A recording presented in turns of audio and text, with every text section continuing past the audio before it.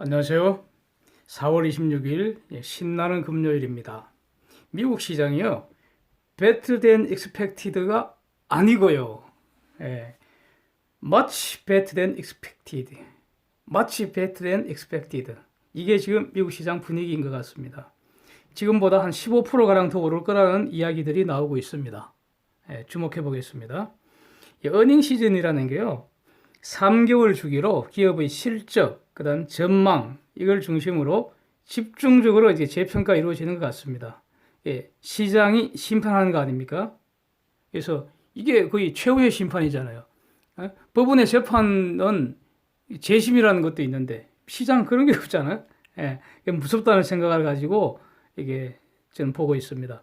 3M이 블랙 먼데이 이게 1987년 10월에 있었는데 그러니까 이 사건 당시에 제가 여의도 정권에서 근무하고 있었습니다. 그때 직접 경험을 한 건데 어쨌든 3M이 이 블랙 먼데이 이후로 가장 크게 폭락했다고 합니다.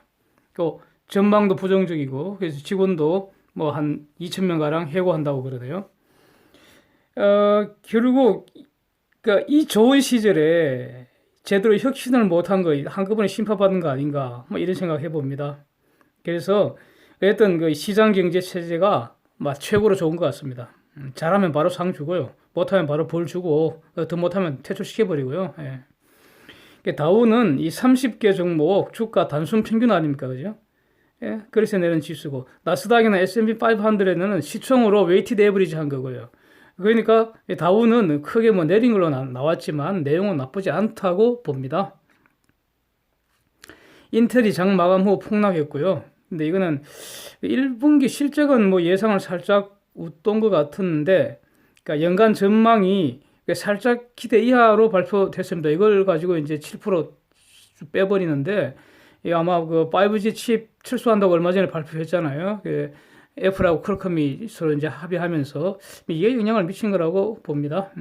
마이크론도 따라서 좀 내린 것 같네요. 그런데 어제 한국 하이닉스 그 실적 발표 결과는 뭐 저는 좋은 거라고 평가합니다. 그러니까 연구하니 1분기 실적 자체는 뭐 별 새로운 게 없고요. 2분기 이후 전망을 회사하고 뭐라고 하는지 그게 이제 비공식적으로 이렇게 주소 듣는 게 아니고 공식적으로 얘들이 뭐라고 하는지 거기에 이제 관심이 있었는데요. 저는 2분기는 좀 천천히 회복을 되다가 2분기 회복한다는 거죠. 그러니까 더 꼬라박지는 않는다는 뜻인 것 같고요. 2분기는 이제 좀 더디게 회복하고 3분기부터는 급격하게 회복되고 내년에는 뭐 3, 4분기보다 더 크게 성장한다고 기대한다. 말하는 근거가 뭐냐? 근거가 있다는 겁니다. 이 사람 그 말은 현재의 주요 고객들하고 이제 구체적인 그 움직임 이걸 근거로 얘기하는 거다. 그냥 말하는 게 아니다. 이런 취지였거든요. 지금까지 판단이 유효했던 걸로 저는 확인했다고 봅니다. 유용했습니다. 미국 경제지표는 개별적으로는 혼재였죠. 전체적으로는 좋다고 생각합니다. 3월 내구재 수주 0.8 예상의 2.7 실적이니까 아주 좋았고요. 이니셜 잡 리스크 클레임은 예상보다 더 많았고요. 캔자스시티 제조업 지수 예상보다 좀 못했지만 뭐 전체적으로는 긍정적, 즉 경제는 여전히 강하다 그런 것 같고요. 그럼에도 불구하고 이제 그 페드 금리 인하는 여전히 살아 있는 것 같습니다. 그러니까 심지어 뭐 6월 달에 인하할 확률이 18%라는데 그래서 6월 달에는 이건 인하할 확률은 낮은 거죠. 저는 하반기 정도로 여전히 기대하고 있습니다. 유가는 결국 내렸습니다. 더 이상 오르기 힘들다고 봅니다. 저는 채권 수익률 살짝 올랐고요. 근데 의미 있는 움직임은 아니라고 보고요. 특히 리라화가 최근 얻어 터지고 있네요. 좀 더 지켜보겠습니다. 한국 원화 환율 이게 걱정이죠. 어제 그 환율 긴급 전망한 그 영상을 제가 올렸었는데 그 내용은 유지하겠습니다. 그러니까 그걸 한번 요약을 하면요. 환율 다시 한번 요약 정리 한번 해보면은 그간에 그러니까 어제 그 GDP 꼬라박은 그 발표 이전에 그 달러 공급 감소 요인이 수출을 죽었다는 거고 달러 수요 증가 요인으로 이제 유가 상승하고 4월 배당금 송금 일시적으로 이제 폭증할 것이라는 것 이게 두 가지였는데 한국 GDP가 어저께 이제 와장창 꼬라박은 거 아닙니까? 마이너스 0.3% 분기 성장 이게 아주 충격인데요. 예상보다 나쁠 것은 각오했지만 진짜 이럴 줄은 몰랐는데 다들 몰랐던 것 같습니다. 서베이한 기관들 중에 한 곳도 마이너스 날 줄은 몰랐다고 하네요. 근데 근데 이렇게 그 경제가 좀 박살난 거는 이 구조적인 문제라고 저는 생각을 하고요. 이게 실패한 좌파 정책 때문이라고 저는 보기 때문에 이게 이제 쉽게 바뀔 것 같지도 않고, 그다음에 바꿀 능력도 없는 것 같고요. 그래서 이게 쉽게 회복되지 못할 것으로 저는 봅니다. 경제 전망이 안 좋으면요, 환율은 구조적 약세 요인이잖아요. 그래서 기본적으로 원화 환율 크게 내리기 힘들다고 봅니다. 요즘에 제가 걔네를 약간 이제 달라진 점입니다. 그러니까 이전 같으면 이게 GDP 꼬라박기 전에는 그러니까 원 급등은 이게 일시적이라고 저는 봐서 곧 내릴 거라고 이제 생각을 하고 있었는데, GDP가 지금 경제가 와장창 내려앉아 있기 때문에 현재 수준에서 유지되지 않을까. 그러니까 환율이 금방 내려올 것 같지도 않고요. 그렇다고 위로 올라갈 것 같지도 않습니다.